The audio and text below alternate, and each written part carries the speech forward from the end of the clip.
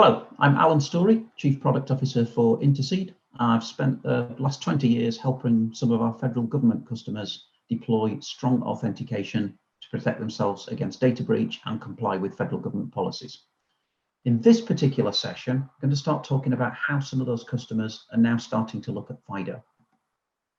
So I'm going to go through the standards that are relevant to the US federal government space, look at where those standards are heading, so some changes are coming in, and really look at where does FIDO fit into that space. Start to look at what some of our customers are asking for and how they see FIDO can help them. So the main standard in US federal government is FIPS 201. It's been around for quite a while now. So back in 2004, the Executive Office of the President issued a presidential directive on Homeland Security, and that was the 12th one. So that's HSPD 12, Homeland Security Presidential Directive number 12.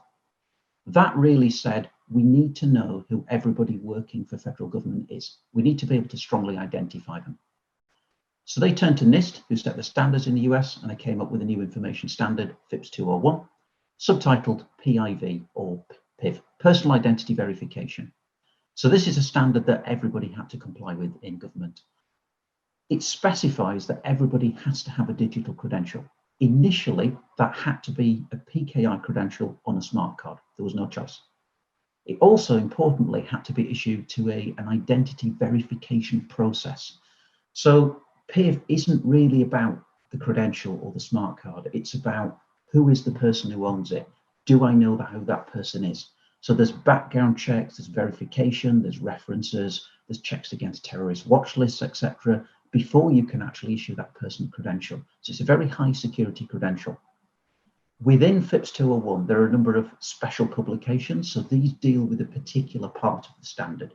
For example, SP 800-73 talks about the details of the smart card. So it's a combination of the technology standards, biometrics, key sizes, PKI, etc., and the business processes, enrollment, onboarding, ID verification, you have to go through before you can issue an assured identity. And because this was mandatory for all federal government, it's really driven the uptake of strong authentication within the US. And they have 12 months to comply.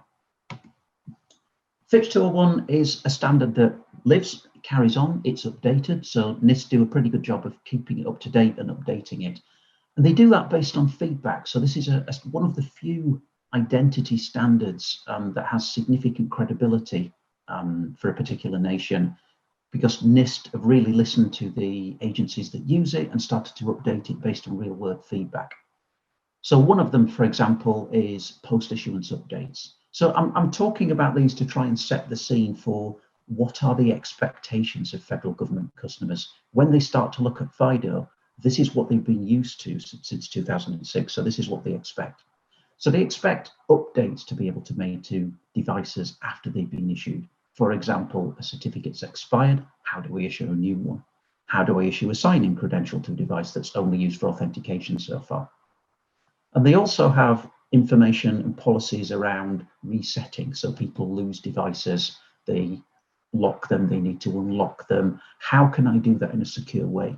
How can I do that if the people are in the office? How can I do that if they're working remotely? So this was a lot of a feedback that came from agencies about how do I do these things and keep compliant with policy. They also introduced derived PIV credentials. Now this starts to get interesting because this is the first time within the FIPS standard I could have a credential that wasn't a PKI smart card. So this starts to introduce the concept of different types of credentials. So a derived PIV credential, which is specified in another special publication, has the concept of I have an existing PKI-based smart card, but that doesn't work very well on my mobile device. I want to read my secure email on my phone. I want to read it on my tablet. I want to authenticate from that device. I'm using an MDM such as Intune or VMware AirWatch, and I need to get keys and credentials into that so I can read my secure email on my mobile as well as at my desk. So here we have the person with their credential, smart card. We have a credential management system, such as our MyID product, which is in effect issuing derived PIV credentials, and we have a certificate authority that issues them. The process is that person authenticates with their existing credential, so we know who they are, and then they can self-collect an additional credential to their mobile device. In this case, a PKI certificate. but it still introduces the concept of that person now has more than one credential they can identify themselves with. Initially, with a PKI credential, that person is authenticating directly to the end application. So I'm using my PKI credential to log onto the network. I'm using it to access a remote session onto the system. However, there are a number of systems out there that are not PKI enabled. So those can be legacy applications that have been built in-house. Those can be SaaS applications where you're not in control of the authentication mechanisms provided by that system. And those are actually very difficult to authenticate to directly. So the original concept of I have a single PKI credential, I authenticate directly to an application with it, is starting to change. And some of the standards coming out in the next version of FIPS 201, FIPS 201-3, introduce the concept of federated identity. So that starts to move it into a much more traditional authentication world, where the actual end system itself, the relying party in effect, isn't responsible for authentication, but it hands that job for authentication over to a third-party system. So this in effect is the equivalent of the FIDO2 server concept or traditional authentication server. So here we have the individual authenticating to an application, a relying party. That application hands over the request for authentication to a third-party system. So that would typically be using protocols like OAuth or OpenID Connect. And that authentication system will then communicate with the endpoint devices to validate that person is who they claim to be, and then it will grant a ticket to access that system. So that approach can work with FIDO. If in this identity provider, you have the FIDO key registered in here against a person, then you can have things like OpenID Connect calling in requesting authentication, but you can use the WebAuthn, CTAP 2.1, for example, to talk out to the endpoint devices to authenticate the person into the identity provider, and then they can authenticate to that end application. So FIDO does fit into that, and as long as you have that central authentication server, in effect, FIDO2 server plus an identity provider working together, then you can introduce FIDO into this model, and it does fit quite well with the federated identity approach. It also fits well into a key concept in US federal government at the moment, which is zero trust and continuous or ongoing authorization. So it's all well and good when somebody authenticates into a system, we know who they are, they perform an operation. But what if it's 20 minutes later, 40 minutes later, they're doing something different, they're authorizing a high value transaction, have they potentially changed device, is this a different location?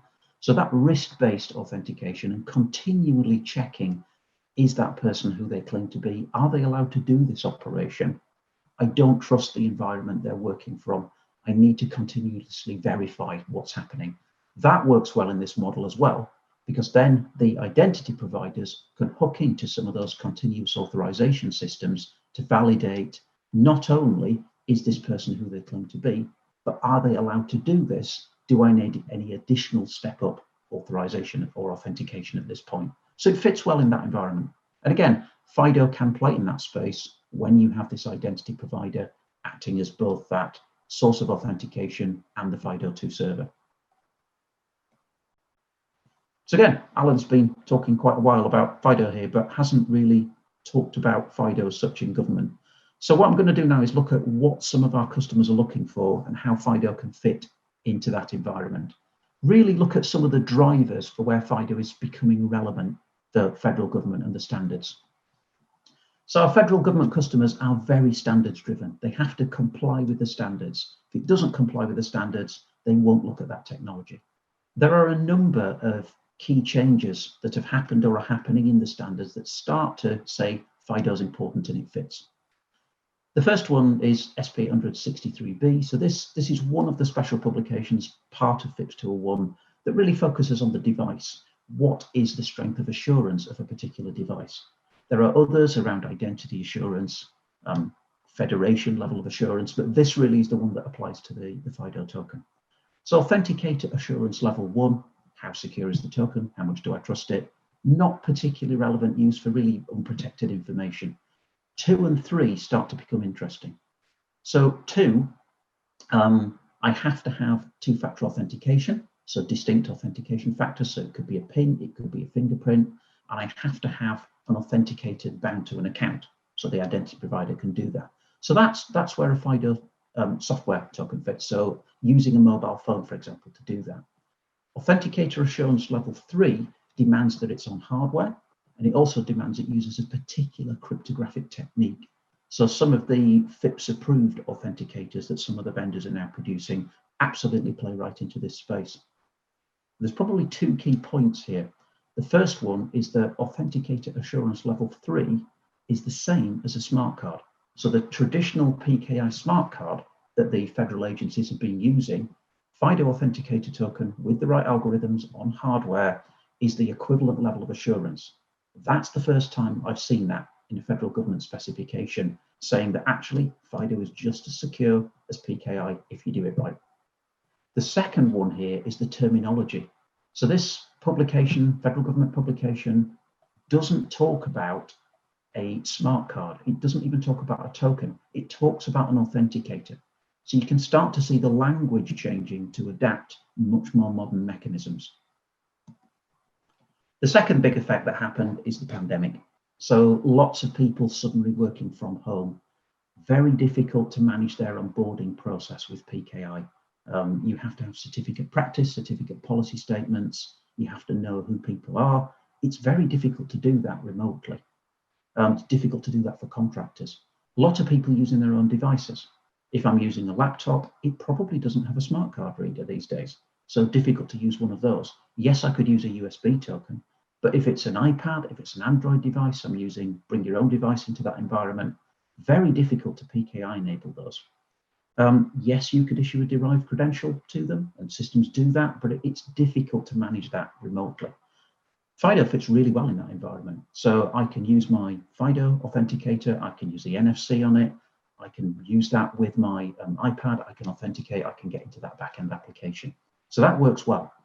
And the Office of Management Budget, who sets some of the standards in this area, really understood this, that I don't want to have such strict authentication standards that are so impractical people can't actually deploy them, so they still end up using weaker authentication. So they adapted and they changed, and this OMB publication stated that people can use authentication outside of smart card and PKI. So this was the first time again we'd started to see actually it's okay for you not to use the traditional PKI, be that on a derived credential or a smart card or a USB token. So this really started to make it okay for people to do this. Federal agencies started to look at using it.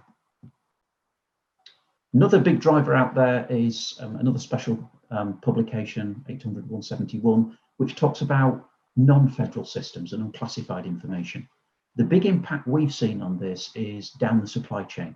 So a number of our customers, Boeing, Lockheed Martin, Booz Allen Hamilton, etc., take security incredibly seriously. They do business with federal government, and they need to be seen to be complying with these policies and following best practice. So federal government agencies in contracts can specify that their suppliers have to follow this particular standard.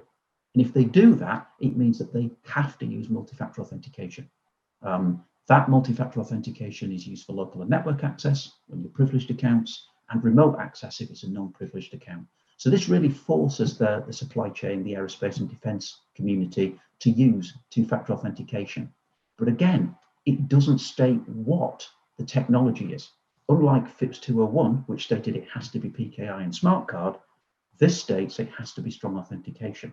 So you can look back to some of the other publications, some of the other special publications, the B memorandum, etc., that start to say, actually, FIDO, if it's hardware, FIDO, if it's software, if it's using the right algorithms, is okay, you can use it.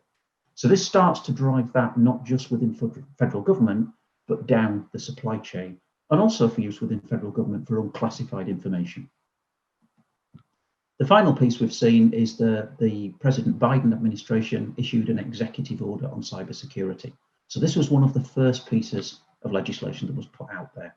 And it clearly states agencies shall in effect means must, adopt multi-factor authentication to the maximum extent consistent within those federal laws. So you can look at all those federal laws, you can look at the federal guidelines, And as long as you're working within those, you're abiding by this executive order. So this was a real big driver for agencies to have multi-factor authentication everywhere. So not just multi-factor authentication for 80% of my people or to 80% of my applications, but everywhere. So this is really one of the big drivers in federal government at the moment. What we're seeing is those federal government agencies starting to look at a hybrid approach. So they've already deployed PKI, they've already deployed FIPS 2.1 compliant credentials into their environment. Some on smart cards, some onto derived credentials, onto mobiles or USB tokens, etc., or virtual smart cards. And they're using those typically for desktop access, applications that are already PKI enabled, secure email, so digital sign-in, encryption. PKI works very well for that. You have the credential that travels with the certificate. You can verify that. Good protection against phishing attacks with signed emails, for example. However, going that final mile or that final kilometer to protect everything is very hard with PKI. So we have legacy applications that are very difficult to PKI enable. We have SaaS applications where you're not in control of that end application. Again, can be hard to PKI enable. We have unmanaged devices. So these are devices where the organization isn't in control of them. They're not pushing out policies to them. So bring your own devices, my iPad, my device, etc., my Android tablet. They're very difficult to push out PKI middleware to. But because FIDO is in effect built into the browsers, it's built into those devices, much simpler to roll out FIDO to those. That works well in some of our healthcare customers where they also have shared devices. So pushing out a derived credential to the device works well if it's my device and I'm using that device all the time. But if in the healthcare environment, I have to go to a number of endpoints, much better if I can take my credential with me using NFC on the authenticator to authenticate to those particular devices. Contractors and temporary employees, within the world of PKI, you have certificate practice, certificate policy statements. You have to be in control of your onboarding experience to get an authority to operate. It's very difficult to do that if you're not have access to those end employee systems. But FIDO kind of makes that problem go away because it doesn't have those certificate practice and policy statements you need to adhere to. So it gives you more flexibility on issuing the credentials. And that fits well down the supply chain. So this is the pattern we're starting to see in federal government now. PKI is not going away in federal government. It's been seen as the gold standard of strong authentication for a number of years now. And organizations have really deployed heavily into that, as have organizations that supply federal government. But we're starting to see people looking at, how do I finish off authentication everywhere? How do I go passwordless for everything? And that's where we're starting to see a mix of need for PKI and FIDO. So what we're starting to see our customers want really is systems that deal with both. So like our product MyID, it deals with PKI issuance, it deals with FIDO issuance as well. They're starting to look for devices that do both. So whether they're a smart card form factor or a USB form factor, they're becoming okay devices to use. The standards say they're allowed, they hit the security targets, but a device that can do both PKI and FIDO is very useful for these federal agencies because I can authenticate to the network with it, I can authenticate to my SaaS applications with it, and I can authenticate to my iPhone or iPad with it as well. People want the authenticators to be bound to the people. So again, we're not looking at a standard FIDO model where we have the public key held within the relying party. We're looking for an identity provider to hold that public key and provide identity services to multiple relying parties. So that's more of the classic authentication model, having an authentication server. Again, that identity provider can hook into the existing environment, things like OpenID Connect and OAuth 2, and then it can do the FIDO protocols, WebAuthn, to talk out to the authenticators. So that starts to glue the mechanisms together. Policy control is very important here. You have to go through those onboarding policies for some of these credentials. You have to know people are. You need to be able to say, this particular person is a contractor, they get a FIDO token. This person's an employee, they get PIV credential on the smart card. They can also have a derived credential. So those systems that can manage those centralized credential deployment, who gets what particular credential, and also flexibly change those policies over time, very important. Lifecycle management is also important here. So these credentials are used day in, day out to authenticate to systems. They have to be there, they have to work. People forget them, they need to be able to replace them quickly. People lose them, they need to manage that process. FIDO does quite well in this area. So with the identity provider built into that credential management system, not using the relying party there, you can have some of that lifecycle management. So if the person leaves the organization, we can pick that up from a directory, we can revoke their FIDO credential because that lives within the system. We can issue a FIDO credential for a particular time period. So some of our customers have workers that come in for a 12-month period. We can issue a FIDO credential that only works for 12 months because that concept of an expiry is held within the identity provider, not within the FIDO key itself. There's some interesting pieces coming with CTAP 2.1 and the new version of WebAuthn, where we have enterprise attestation there. So that starts to give us the ability to have a unique identifier for a token, but we can look at how we can bind that to the person. So we get strong evidence during the issuance and usage of that token that it was this particular token that works. So we're talking to some of the FIDO authenticator vendors to look at how they're going to implement that, and I expect that to be quite an interesting step over the next few months. Finally, in this space, we have the auditing and reporting. It's not good enough in federal government just to know somebody has a strong credential. You need to know how was it issued, who verified it, when was it revoked, when was it used, what was it used to authenticate to. So again, that centralized identity provider, providing the authentication services, the onboarding services, the credential management, and the FIDO2 services to those relying parties starts to give us that particular piece. So in summary, FIDO didn't really have a place to play in federal government because it was all PKI based, but that's changed.